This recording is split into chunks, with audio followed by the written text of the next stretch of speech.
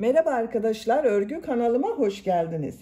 Minik kız çocuklarımız için elbise, şapka ve ayakkabıdan oluşan güzel bir bebek takımı yaptım. Tığ işi örgüyle yaptım arkadaşlar ben bugün bu takım örgüsünü. Bakın çok güzel bir şapka örgüsü. Tığ işi şapka yaptım. Yine tığ işi güzel bir bebek ayakkabısı yaptım. Bunların takımı olarak bugün anlatacak olduğum bu tığ işi bebek elbisesini yaptım. Siz de bunun gibi güzel bir takım yapmak isterseniz ben bu ayakkabı ve şapka anlatımlarını yaptım. YouTube kanalıma yükledim. Bunların olduğu YouTube linkini izlediğiniz bu videonun açıklama bölümüne ekliyorum. Siz o linkler üzerine tıklarsanız bunun gibi güzel bir takım yapabilirsiniz. Biz bugün bu kolay ve güzel tığ işi bebek elbisesini yapacağız. Elbise örgüsüne yakadan zincir yaparak başlıyoruz. Ben bugün bu elbise anlatımını 3-6 ay arası bebek ölçüsüne göre yapıyorum. Siz bu elbise örgüsünü yeni doğan bebek için yapabilirsiniz. 1, 2, 3, 4, 5 yaş, her yaş çocuklarınız için yapabilirsiniz. 0-1 yaş için benimle aynı sayıda başlayabilirsiniz. Bu yaka arttırma sırasını benim yaptığımdan 1 veya 2 sıra önce bitirirseniz yeni doğan bebek için olur. Bu yaka arttırma sırasını 1 sıra fazla yaparsanız 6-12 ay arası çocuklarınız için olur. 2 sıra fazla yaparsanız 1-2 yaş arası çocuklar için olur. 2 yaşından büyük çocuk için yapmak istiyorsanız bu başlama zincir sayısını daha fazla başlamanız gerekir. 2 renkli yaptım. Beyaz ve pembe renk iplik kullandım. Pembe renk iplik olarak ben bugün bu ipliği kullandım. Kullandığım iplik üzerinde 330 metre var. Bakın 100 gram iplikte 330 metre var. Kalın olmayan orta kalınlıkta bir iplik arkadaşlar. Yine beyaz renk iplik olarak 100 gram iplikte 340 metre var. Beyaz iplik 50 gram iplik yeterli. Pembe renk iplik olarak bir yumak iplik bitti. İkinci yumak ipliğe başladım. 1,5 adet ipliğe ihtiyacımız var. Tığ olarak 5 numara 3 milimetre tığ kullandım. Benim elim çok sıkı değil. Yaptığım örgüler yumuşak oluyor. Sizin eliniz sıkıysa 3,5-4 milimetre tığları kullanırsanız güzel olur arkadaşlar. Ben bugün pembe ve beyaz renk iplik ile yaptım. Siz bu elbise örgüsünü her marka iplik ve renkleri kullanarak yapabilirsiniz. Arkadan düğmeli yaptım. Bakın 2 tane düğme yaptım. Bebeğe giydirip çıkarması kolay. Ölçülerini videonun sonunda ölçüyorum arkadaşlar. Oraya bakabilirsiniz. Buraya kurdale yaptım bakın. Siz bu kurdaleyi yapmadan düz olarak da kullanabilirsiniz. Elbisenin örgüsü çok kolay arkadaşlar. Etek modelli yaptım bakın. Çok güzel bir model. Herkes yapabiliyor bu modeli. İpliği tığı hazırlayalım. Hep birlikte bu kolay ve güzel elbise örgüsüne başlayalım. Örgü kanalıma abone değilseniz abone olmayı unutmayın lütfen. Örgü kanalıma abone olmak ücretsiz. Örgü kanalıma ücretsiz abone olup orada bulunan zil şeklini dokunarak açık yaparsanız kanalıma video yüklediğim zaman ilk önce size bildirim gelir. Örgülerimden herkesten önce sizin haberiniz olur. İzlediğiniz videolarıma beğeni ve yorumlarınızı yaparsanız çok sevinirim. Videolarıma beğeni yaptığınızda yanında Hype Gönder bölümü görünecektir. Hype Gönder'e tıklayıp puan gönderirseniz çok sevinirim. Sizlerden gelen bu puanlar örgü kanalımın devamlılığı için çok önemli. Şimdiden hepinize çok teşekkür ederim. Kolay gelsin, iyi çalışmalar.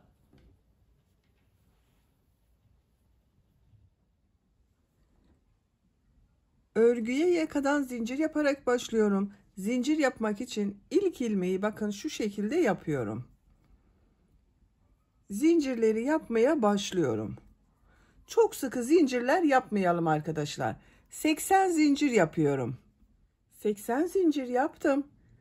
Bakın bu şekilde çok sıkı olmayan zincirler yaptım. 3 zincir dönüş için yapıyorum. 1, 2, 3. Tığ üzerine iplik alıyorum.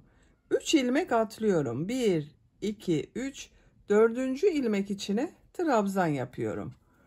Bu 3 ilmek atladığımda bir trabzan arkadaşlar. 11 trabzan yapıyorum. Bakın bu zincirle birlikte 2 trabzan oldu. 11 trabzan yapıyorum. 3, 4, 5, 6, 7, 8, 9, 10, 11. 11 trabzan yaptım. 2 zincir yapıyorum. Tığ üzerine iplik alıyorum. Bakın aynı ilmeği değil, yanında bulunan ilmeğe trabzan yapıyorum. Kol bölümü için 18 trabzan yapıyoruz.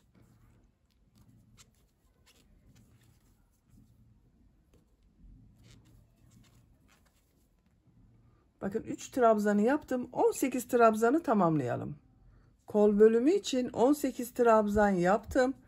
2 zincir yapıyorum. Tığ üzerine iplik alıyorum. Diğer ilmek içine trabzan yapıyorum. Diğer ilmeklere de trabzan yaparak devam ediyorum. 22 trabzan yapalım. 22 trabzanı yaptım. 2 zincir yapıyorum. Diğer kol bölümü için 18 trabzan yapıyorum. Bakın bu kolda 18 trabzan yaptım. Bu kol içinde 18 trabzan yapıyorum. Diğer ilmeğe trabzanı yapıyorum.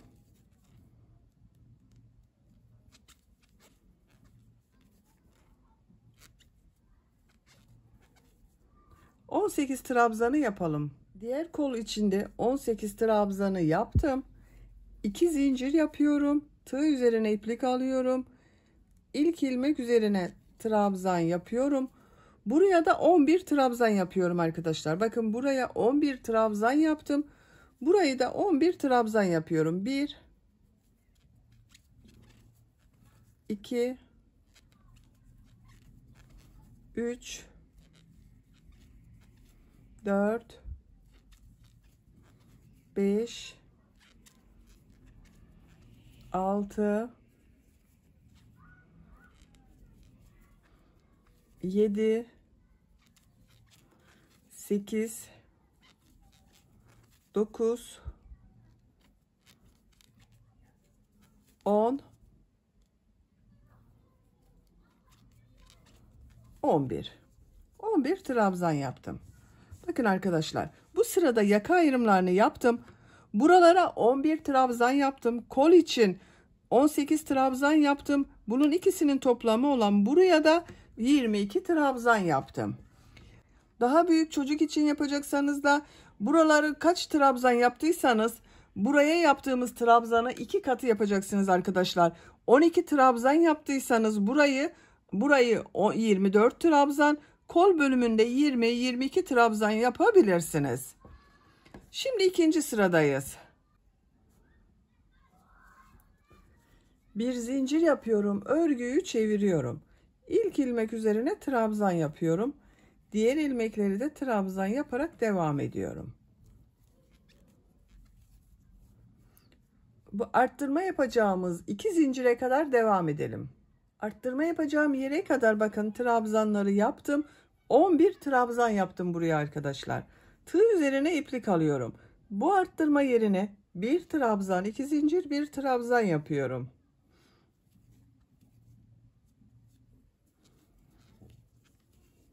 Bakın arttırmaları yaptım. Tığ üzerine iplik alıyorum. Diğer ilmeklere trabzan yaparak devam ediyorum.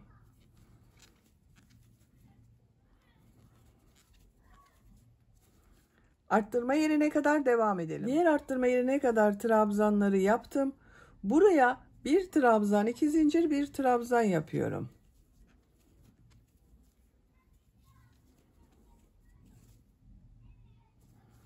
Diğer ilmekler üzerine trabzan yaparak devam ediyorum.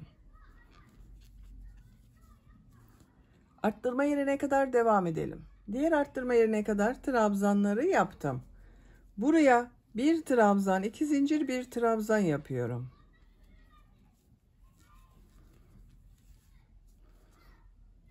İlmekler üzerine trabzan yaparak devam ediyorum. Buraya kadar devam edelim. Arttırma yerine kadar trabzanları yaptım. Buraya bir trabzan, 2 zincir, bir trabzan yapıyorum.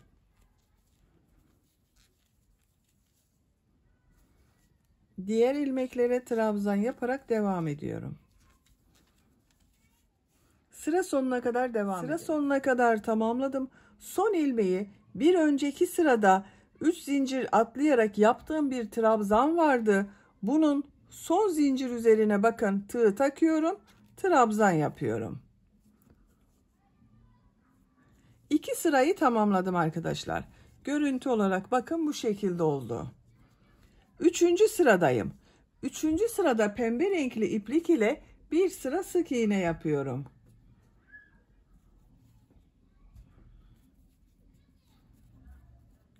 İlmek rengini pembe renkli yapıyorum. Bir zincir yapıyorum. Örgüyü çeviriyorum. İlk ilmek üzerine sık iğne yapıyorum. Diğer ilmeklere de sık iğne yapıyorum.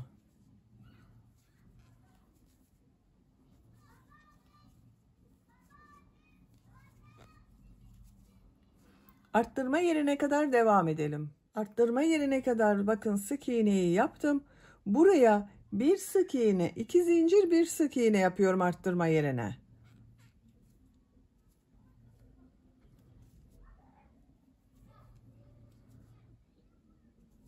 Diğer ilmeklere birer defa sık iğne yapıyorum.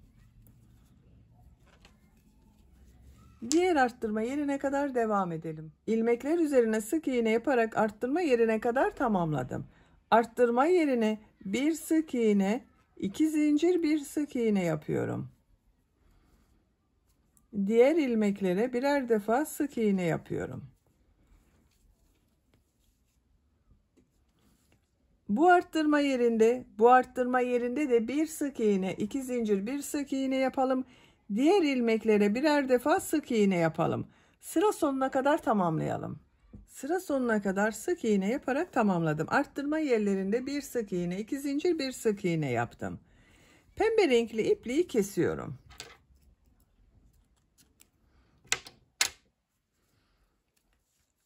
Dördüncü sıradayım. 4. sırada beyaz renkli iplik ile trabzan sırası yapıyorum.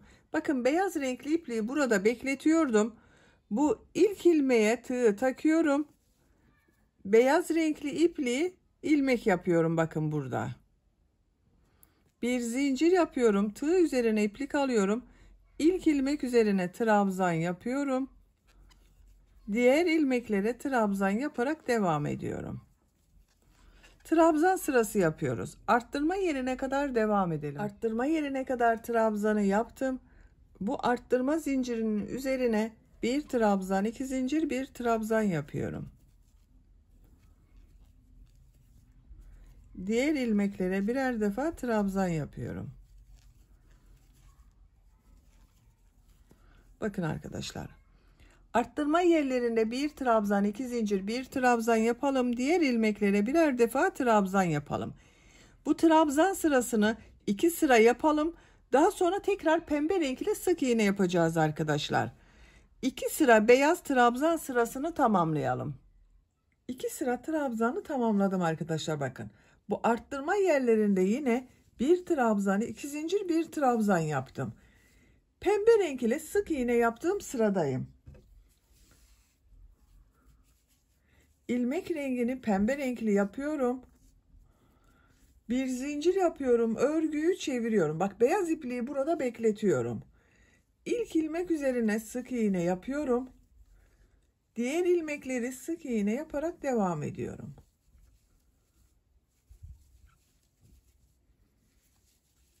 Arttırma yerine kadar devam edelim. Sık iğne yaparak buraya kadar tamamladım. Bu 2 zincir üzerine bir sık iğne, 2 zincir, bir sık iğne yapıyorum.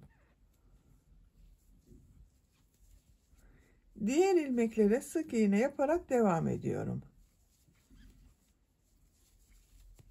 Bakın arkadaşlar.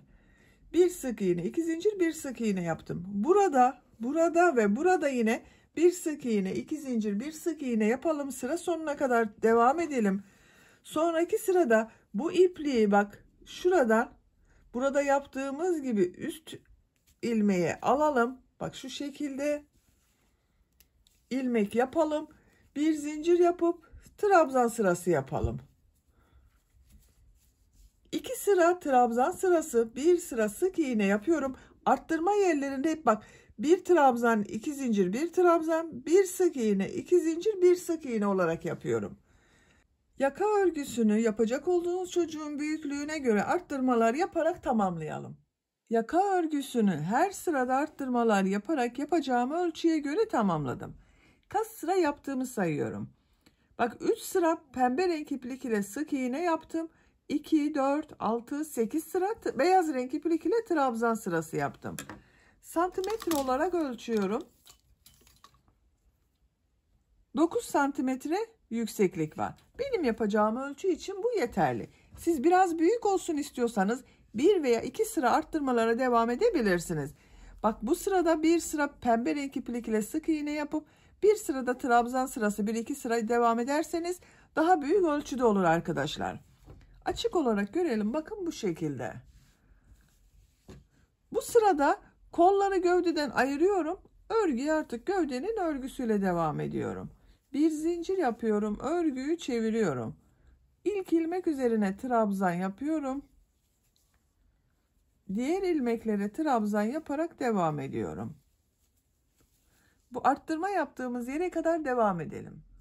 Arttırma yapacağım yere kadar bak tamamladım. Bu arttırma yerine 2 trabzan yapıyorum.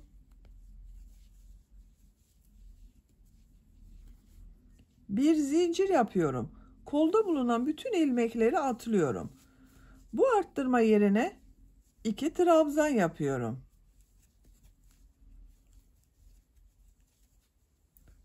Diğer ilmeklere trabzan yaparak devam ediyorum.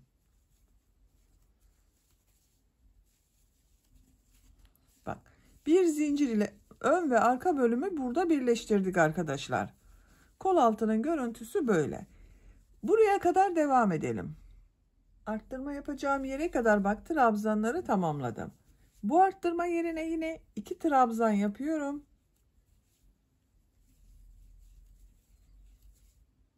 Bir zincir yapıyorum. Tığ üzerine iplik alıyorum. Kolda bulunan bütün ilmekleri atlıyorum.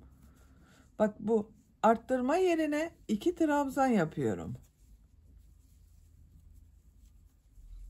Diğer ilmeklere trabzan yaparak devam ediyorum.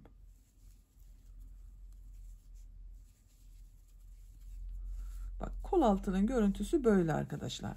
Sıra sonuna kadar devam edelim. Sıra sonuna kadar tamamladım. Bu sırada kol bölümlerini gövde bölümünden ayırdık. Bak, ön ve arka bölümü kol altında birleştirdik arkadaşlar. Bu sıra sonunda bulunan ilmek ile ilk ilmeği de birleştirerek artık örgüye tek parça şeklinde devam ediyorum. Bak, ilk başta bulunan bu ilmeğe tığ takıyorum. İplik aldım. İlmek içinden çektim. Tığ üzerinde bulunan ilmekten de çektim arkadaşlar. Bakın, burayı birleştirdim. Artık örgü tek parça olacak. Trabzan sırasının şeklinin değişmemesi için yine örgüyü değiştiriyorum. Bakın, yuvarlak oldu ama 2 zincir yapıyorum. Örgüyü çeviriyorum. Yine trabzan sırası yapıyorum. İlk ilmek üzerine trabzan yapıyorum. Diğer ilmeklere de trabzan yaparak devam ediyorum.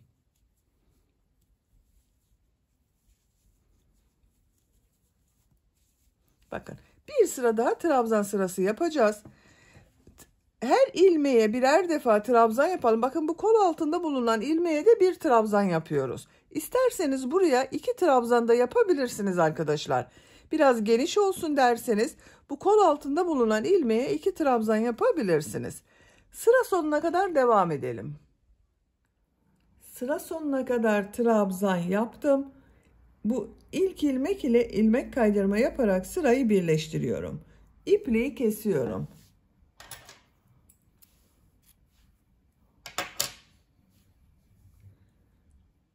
İlmek içinden çekiyorum. Bakın arkadaşlar, trabzan sırasını bitirdim. Kol altında ben bir trabzan yaptım. Dediğim gibi siz 2 trabzan yapabilirsiniz. Şimdi elbisenin model bölümlerini yerleştiriyoruz.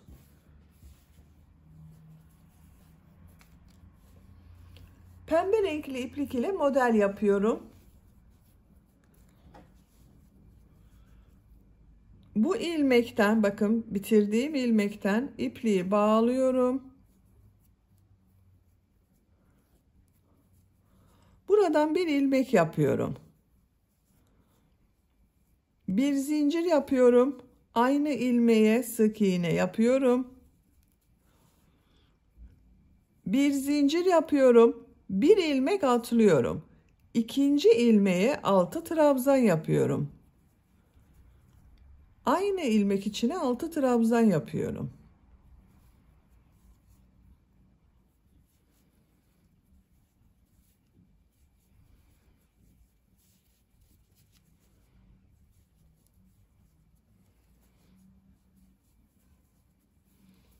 Bakın 6 trabzan yaptım. Bir zincir yapıyorum. Bir ilmek atlıyorum. Bu ilmeğe sık iğne yapıyorum. Bir zincir yapıyorum. Bir ilmek atlıyorum. İkinci ilmeğe 6 trabzan yapıyorum.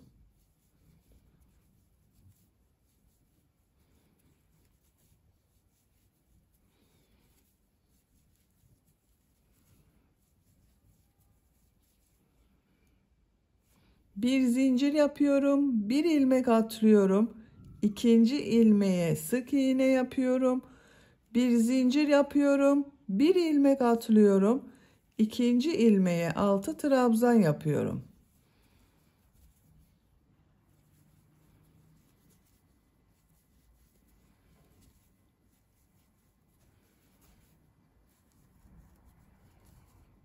Altı trabzan yaptım. Bir zincir yapıyorum. Bir ilmek atlıyorum. Sık iğne yapıyorum. Bakın bu şekilde modeller yapıyoruz. Aralarda hep birer ilmek atlıyorum. Sıra sonuna kadar devam edelim. Sıra sonuna kadar modelleri yerleştirdim. Bir zincir yapıyorum. Bu ilmek ile ilmek kaydırma yaparak sırayı birleştiriyorum. Bakın arkadaşlar, bu ilk sırada model yerleştirmesini tamamladım. Kaç model yerleştirdiğimi sayıyorum. 2, 4, 6, 8, 10, 12, 14, 16, 18, 20, 22, 24. Benim bir sıra üzerinde 24 model oldu.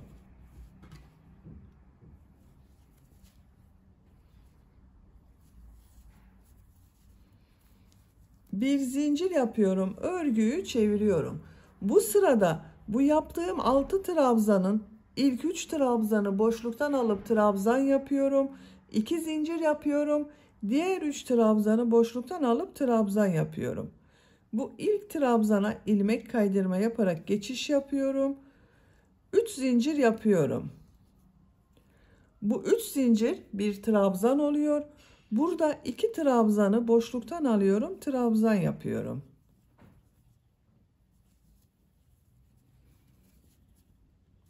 İki zincir yapıyorum. Burada 3 trabzan var. Bunları boşluktan alıyorum, trabzan yapıyorum. Bakın şu şekilde tığı trabzan boşluğuna takıyorum, trabzan yapıyorum. Tığı şu şekilde trabzan boşluğuna takıyorum, trabzan yapıyorum. Bakın burada kabarık görüntü elde ediyoruz arkadaşlar. Boşluktan alarak yaptığımız için. Tığ üzerine iplik alıyorum. Diğer modelde yine 3 trabzanı boşluktan alıyorum, trabzan yapıyorum.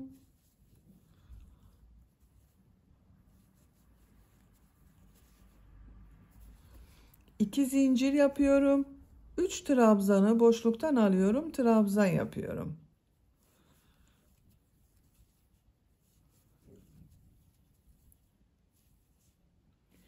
Bir model daha yapalım. 3 trabzanı boşluktan alıyorum, trabzan yapıyorum.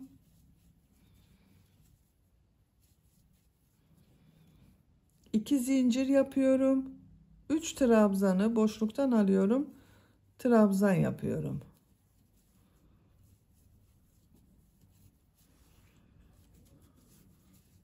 Bakın arkadaşlar, modelin düz tarafının görüntüsü bu şekilde. Sıra sonuna kadar devam edelim. Sıra sonuna kadar modelleri tamamladım. Sıra başında yaptığım, bakın bu 3 zincirin Üçüncü zincire tığ takıyorum. İlmek kaydırma yaparak sırayı birleştiriyorum. Bakın arkadaşlar, bir modeli bu şekilde tamamlamış oldum. Bir zincir yapıyorum. Örgüyü çeviriyorum. Bu ilk boşluğa bir sık iğne yapıyorum. Bir zincir yapıyorum. Model ortasına 6 trabzan yapıyorum.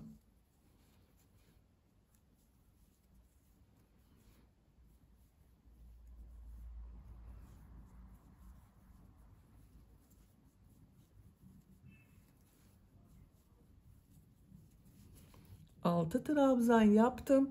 Bir zincir yapıyorum. Bu iki model ortasında boşluk var. Buraya bir sık iğne yapıyorum. Bir zincir yapıyorum. Diğer model ortasına 6 trabzan yapıyorum.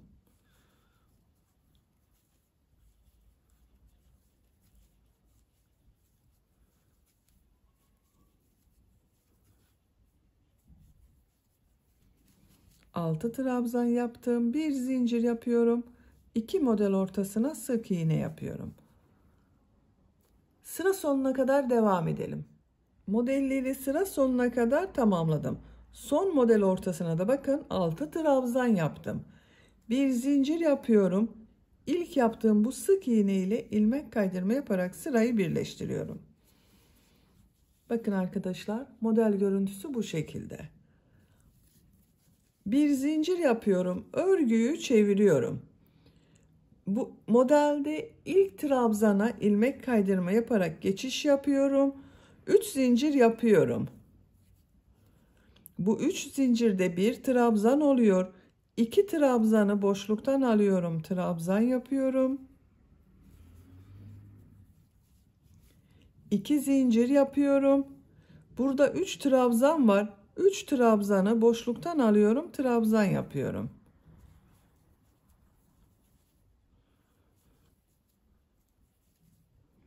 Tığ üzerine iplik alıyorum.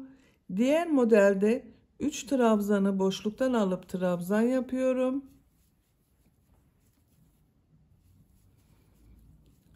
2 zincir yapıyorum. 3 trabzanı boşluktan alıyorum. Trabzan yapıyorum.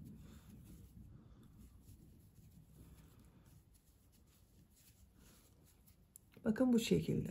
Sıra sonuna kadar devam edelim. Sıra sonuna kadar modelleri yaptım. İlk ilmek ile bakın. Sıra sonuna kadar modelleri yaptım. İlk ilmek ile ilmek kaydırma yaparak sırayı birleştiriyorum. Bir zincir yapıyorum. Örgüyü çeviriyorum. Bakın bu iki model ortasındaki boşluğa bir sık iğne yapıyorum. Bir zincir yapıyorum. Model ortasına 6 trabzan yapıyorum.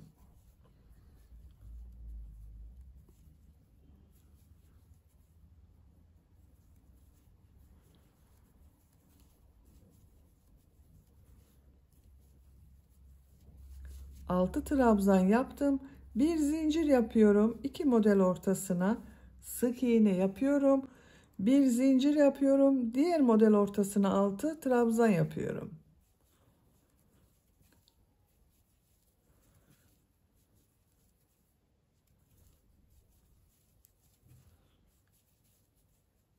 Bir zincir yapıyorum. İki model ortasına sık iğne yapıyorum.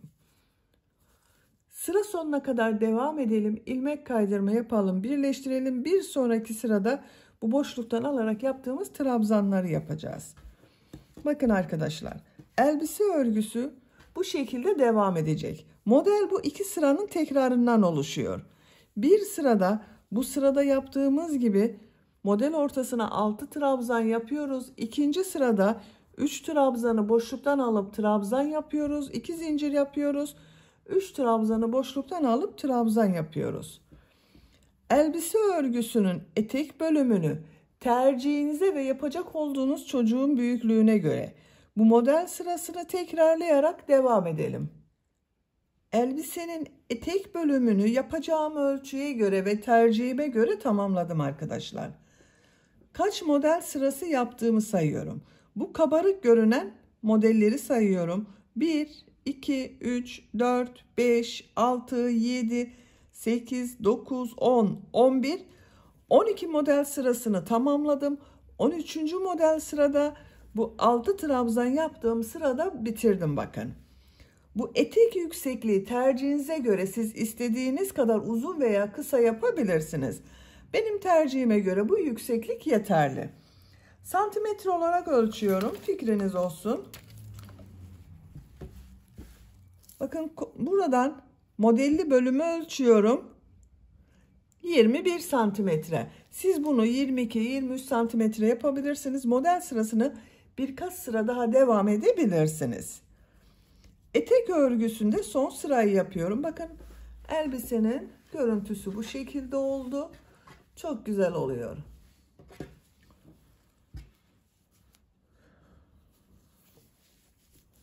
En son ilmek kaydırma yaparak bakın sırayı birleştirdim.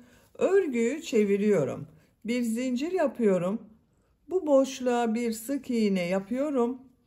Bir zincir yapıyorum. Bu model ortasına son sırada 7 trabzan yapıyorum.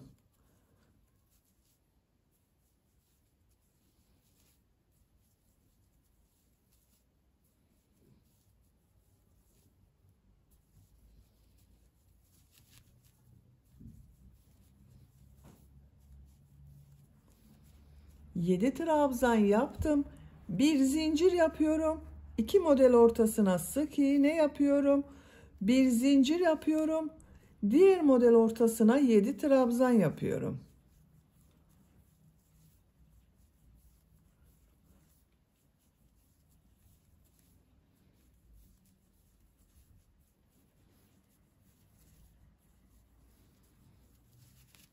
Yedi trabzan yaptım. Bir zincir yapıyorum. 2 model ortasına sık iğne yapıyorum. Bakın bu şekilde modeller elde ediyoruz. Sıra sonuna kadar devam edelim. Modelleri sıra sonuna kadar yaptım. Bir zincir yapıyorum. İlk yaptığım bu ilmek ile ilmek kaydırma yaparak sırayı bitiriyorum. İpliği kesiyorum. Ben ipliği kestim. İlmek içinden çektim. Bakın etek ucunun görüntüsü bu şekilde oldu.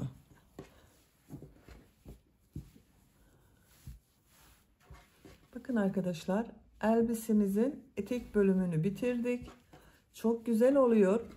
Şimdi yaka örgüsünü yapalım. Yaka örgüsünü yapmadan önce bu arka bölüme düğme ilikleri yapacağız. Bakın buraya düğme ilikleri yapıyorum. Bu tarafı sık iğne yapıyorum. Pembe renkli iplik ile yapıyorum. Siz tercihinize göre beyaz renkli iplik kullanabilirsiniz.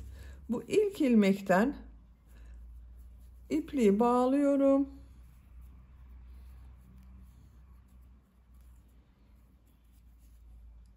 Buradan bir ilmek yapıyorum. Bu trabzan sırasına sık iğne yapıyorum. Sık iğne yapıyorum bakın. Ne çok sıkı ne çok aralıklı olsun arkadaşlar. Bu trabzan sırasına bakın. Bir sık iğne yaptım. Buraya bir sık iğne yapıyorum. Sık iğne yapıyorum. Sık iğne yapıyorum. Şu şekilde bakın sık iğneler yapıyorum.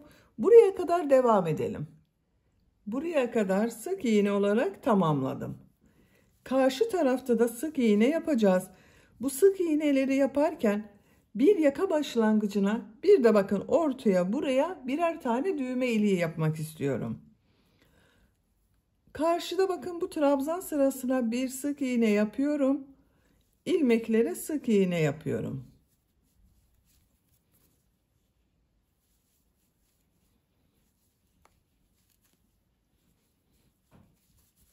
Bakın bu ilmeğe düğme iliği yapmak için bir sık iğne yapıyorum.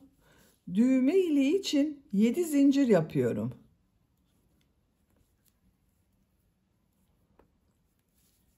Aynı ilmeğe sık iğne yapıyorum. Bu düğme iliğinde yaptığım zincir sayısı yapacak olduğunuz düğmenin büyüklüğüne göre daha küçük veya daha büyük olabilir arkadaşlar.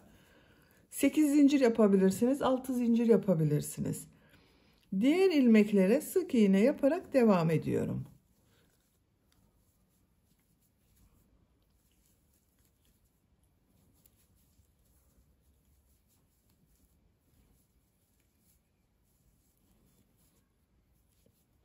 Bakın bir diğer düğme iliğini de buraya yapıyorum. Düğme iliği için 7 zincir yapıyorum.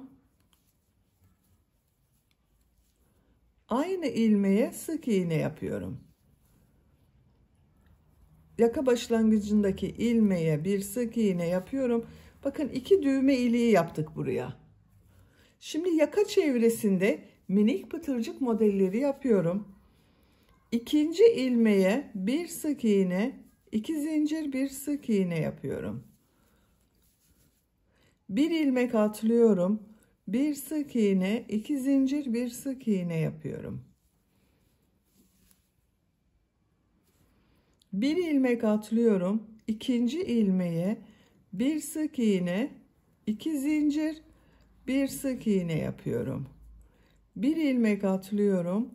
Bir sık iğne, 2 zincir, bir sık iğne yapıyorum. Sıra sonuna kadar devam edelim. Yaka çevresinde pıtırcık modelleri yaparak sıra sonuna kadar tamamladım. Son modeli burada yaptığım ilk ilmek ile ilmek kaydırma yaparak birleştiriyorum.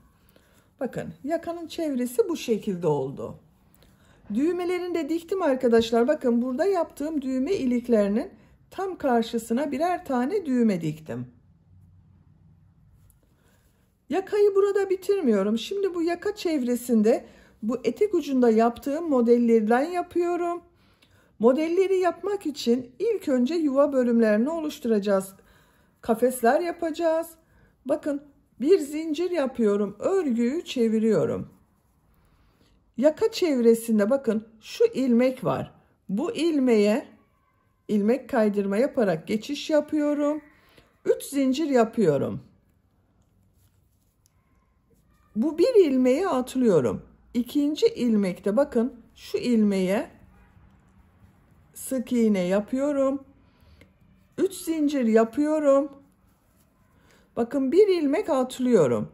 İkinci ilmeğe şu şekilde tığ takıyorum. Bakın tekrar gösteriyorum. Şurada bir ilmek var. Bu ilmeğe tığ takıyorum. Sık iğne yapıyorum. 3 zincir yapıyorum. Bir ilmek atlıyorum. İkinci ilmek üzerine bakın şuraya sık iğne yapıyorum. 3 zincir yapıyorum. Bir ilmek atlıyorum. İkinci ilmeğe şu şekilde sık iğne yapıyorum. Bakın şöyle kafes modelleri yapıyoruz. Sıra sonuna kadar devam edelim. Sıra sonuna kadar tamamladım. Bakın üst zincirden oluşan kafesler yaptık. Kaç kafes örgüsü yaptığımı sayıyorum. 2, 4, 6, 8, 10, 12, 14, 16, 18, 20, 22, 24, 26, 28, 30, 32, 34, 36, 37 kafes örgüsü var arkadaşlar. Bu kafes sayılarının tek sayı olması gerekiyor. Çift sayı olursa bir sonraki sırada yaptığımız modeller denk gelmez. Tek sayı olması gerekiyor bunun. 33, 35, 37, 39 veya 29 gibi. Yaptığınız büyüklüğe göre bu sayı istediğiniz gibi ayarlama yapabilirsiniz. Ama tek sayı kafes yapmanız gerekiyor. 3 zincir yapıyorum. Bakın örgüyü bu şekilde çeviriyorum. Tığ üzerine iplik alıyorum. Bu kafes üzerine 3 trabzan, 2 zincir, 3 trabzan yapıyorum. Bu yaptığım 3 zincirde 1 trabzan. Buraya 2 trabzan yapıyorum. 2 zincir yapıyorum. 3 trabzan yapıyorum.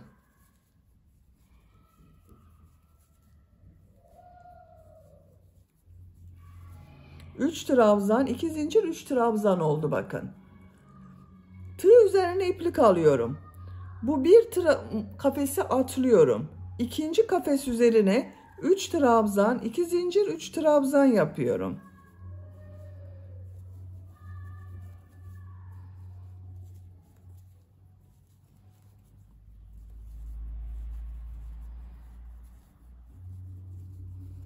Bakın 3 trabzan, 2 zincir, 3 trabzan yaptım. Tığ üzerine iplik alıyorum. Bir kafes atlıyorum.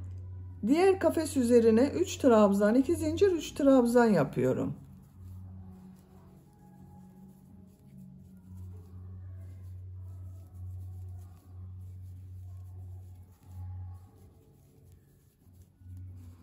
Bakın bu şekilde modeller yapıyoruz. Sıra sonuna kadar devam edelim. Sıra sonuna kadar modelleri yaptım. Bakın son kafes üzerine de bir model yaptım. Kaç model yaptığımı sayıyorum. 2, 4, 6, 8, 10, 12, 14, 16, 18, 19 model var arkadaşlar. Bakın yakanın şekli bu şekilde görünüyor. Arka bölümden de bu şekilde görünüyor. Yakada son sırayı yapıyorum. Bir zincir yapıyorum. Örgüyü çeviriyorum. Tığ üzerine iplik alıyorum. Bu model ortasında yaptığım 2 zincir üzerine 6 trabzan yapıyorum.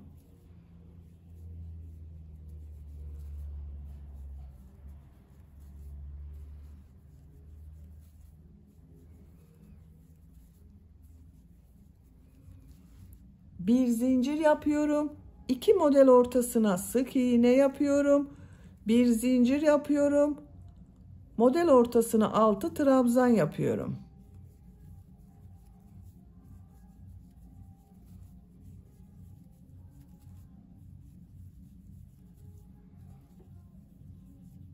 Bir zincir yapıyorum. 2 model ortasına sık iğne yapıyorum. Bir zincir yapıyorum. Model ortasına 6 trabzan yapıyorum. Bakın bu şekilde modeller yapıyoruz. Sıra sonuna kadar devam edelim. Sıra sonuna kadar tamamladım. Bir zincir yapıyorum. Bu ilmek ile ilmek kaydırma yaparak bitiriyorum. İpliği kesiyorum. İlmek içinden çektim. Bakın arkadaşlar, yaka örgüsü bu şekilde oldu. Çok güzel oldu. Yaka örgüsünü bitirdik. Düğmeyi taktığımız zaman da görüntüsü bu şekilde. Şimdi kol örgüsünü yapalım. Bakın ben kol örgüsünün birini bu şekilde yaptım. Etek bölümünde yaptığım modelleri kol bölümünde de yaptım. Şimdi diğer kolu sizinle başlayalım. Modelleri yapmadan önce bir sıra beyaz renkli iplik ile trabzan sırası yapıyorum. Bakın burasının devamı oluyor. Kol altından başlıyorum. Bu ilmekten ipliği bağlıyorum.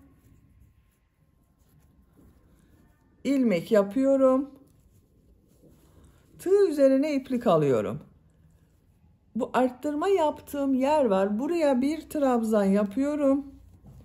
Diğer ilmeklere trabzan yaparak devam ediyorum.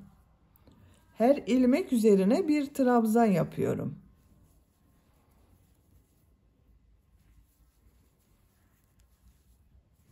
Sıra sonuna kadar devam edelim. Sıra sonuna kadar trabzan yaptım. Bu arttırma yerine bir trabzan yapıyorum. Kol altındaki ilmek ile ilmek kaydırma yaparak sırayı birleştiriyorum. İpliği kesiyorum.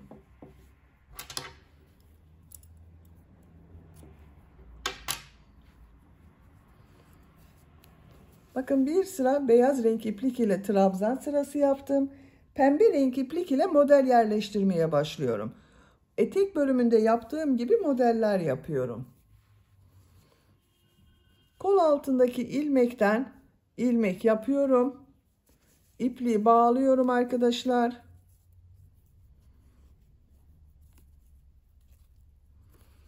Buradan bir ilmek yapıyorum. Bir zincir yapıyorum. Tığ üzerine iplik alıyorum. Bir ilmek atlıyorum. İkinci ilmeğe 6 trabzan yapıyorum.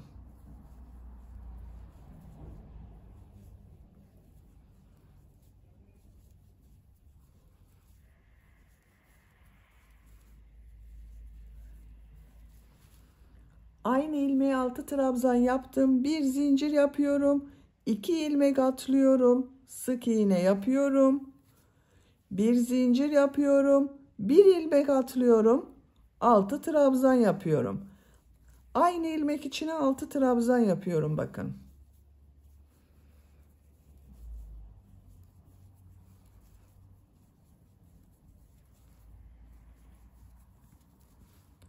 Bir zincir yapıyorum. 2 ilmek atlıyorum. Sık iğne yapıyorum. Bir zincir yapıyorum. Bir ilmek atlıyorum. 6 trabzan yapıyorum.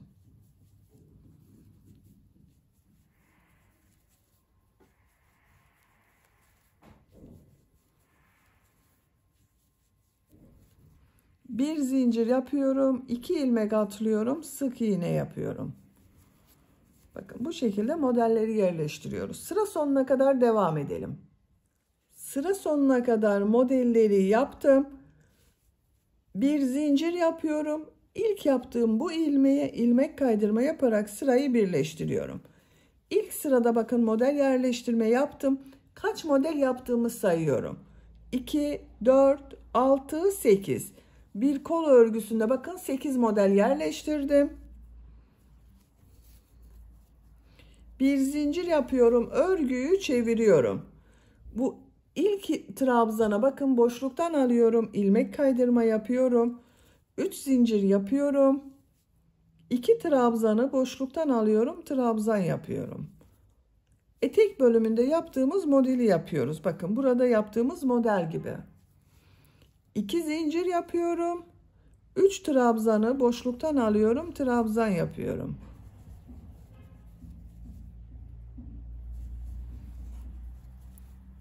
Diğer modelde 3 trabzanı boşluktan alıyorum. Trabzan yapıyorum.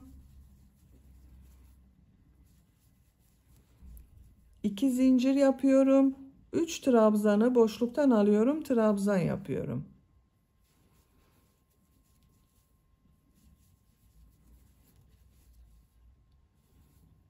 Sıra sonuna kadar devam edelim. Sıra sonuna kadar tamamladım. İlk ilmek ile ilmek kaydırma yaparak birleştiriyorum. Bir zincir yapıyorum. Örgüyü çeviriyorum. Bu boşluğa bir sık iğne yapıyorum. Kol örgüsünde son sırayı yapıyorum. Bakın bu kol örgüsünde de son sırada model ortasına 7 trabzan yaptım arkadaşlar. Etek örgüsünde yaptığım gibi kol ucuna da 7 trabzan yapıyorum. Bir zincir yapıyorum. Bu model ortasına 7 trabzan yapıyorum.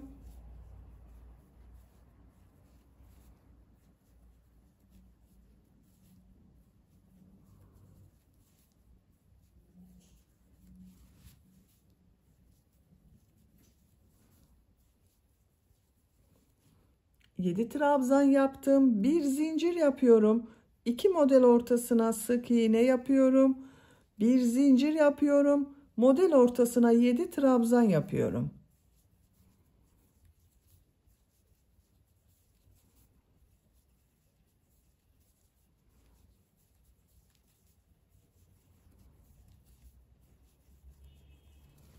Bir zincir yapıyorum. 2 model ortasına sık iğne yapıyorum. Bakın bu şekilde oluyor. Sıra sonuna kadar devam edelim. Sıra sonuna kadar tamamladım. Bir zincir yapıyorum. İlk yaptığım bu ilmek ile ilmek kaydırma yaparak birleştiriyorum. İpliği kesiyorum.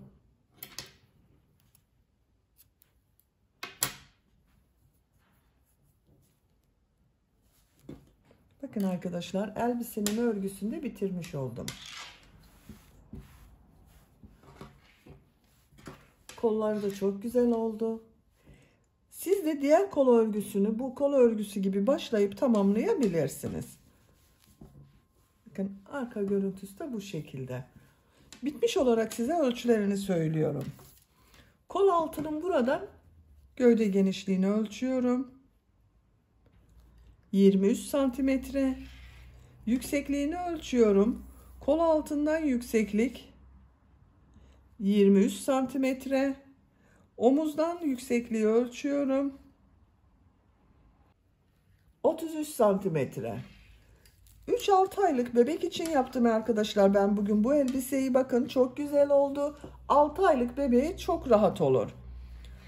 Elbisenin buraya ben kurdale takmak istiyorum ama siz bu şekilde de kullanabilirsiniz. Bakın bu şekilde ince bir kurdale var. Bu roba örgüsünü yaptığım son trabzan sırasına bunu takıyorum. Siz bunu takmadan da kullanabilirsiniz. Beni dinlediğiniz ve izlediğiniz için hepinize çok teşekkür ederim. Örgü kanalıma abone değilseniz abone olmayı unutmayın lütfen. Örgü kanalıma abone olmak ücretsiz. Örgü kanalıma ücretsiz abone olup orada bulunan zil şeklini dokunarak açık yaparsanız kanalıma video yüklediğim zaman ilk önce size bildirim gelir. Örgülerimden herkesten önce sizin haberiniz olur. İzlediğiniz videolarıma beğeni ve yorumlarınızı yaparsanız çok sevinirim arkadaşlar. Sizlerle yeni örgülerde görüşmek dileğiyle. Hoşça kalın, sevgiyle kalın.